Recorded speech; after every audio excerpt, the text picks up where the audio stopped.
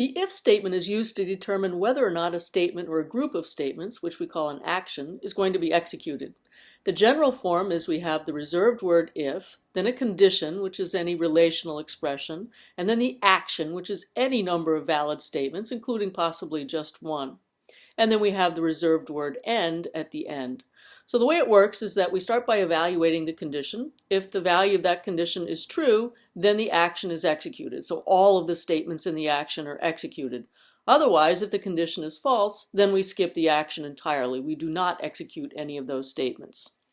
So again, what we're doing is choosing whether the statements in the action get executed or not based on the value of the condition. The statements in the action are indented to make it easier to see, so that's just a style thing.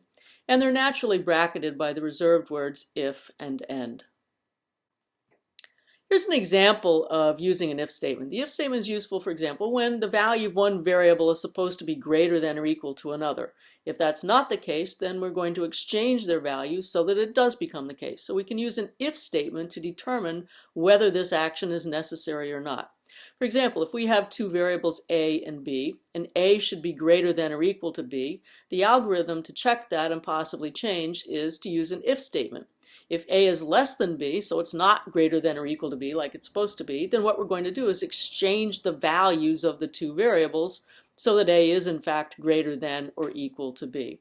So again, this is an if statement. If a is less than b, then we need to perform an action, which is to exchange the values of the two variables. So how do we exchange the values of two variables? A temporary variable is necessary. So for example, if I've got a variable a, and let's say it has 3 in it, and I have a variable b, and let's say it has 11 in it, and we want to exchange the values, I cannot just say a gets the value of b, and then b gets the value of a. That doesn't work, because as soon as I say a gets the value of b, and I put an 11 in here, I've lost the 3. I'm done.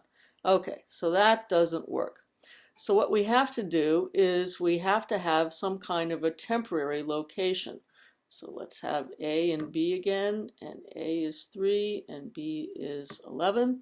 And so we need to have some kind of temporary variable to stash one of the values. So for example, we can start by assigning the value of a to temp. So we assigned the value of a to temp, so temp gets the value of a. So that's our first step. And then we can assign the value of b to a. So we can say a gets the value of b. So now we have the 11 in there. That's okay because we've stashed the 3. So finally, we assign the value of temp to b. So we copy this value up here, and we have accomplished the exchange.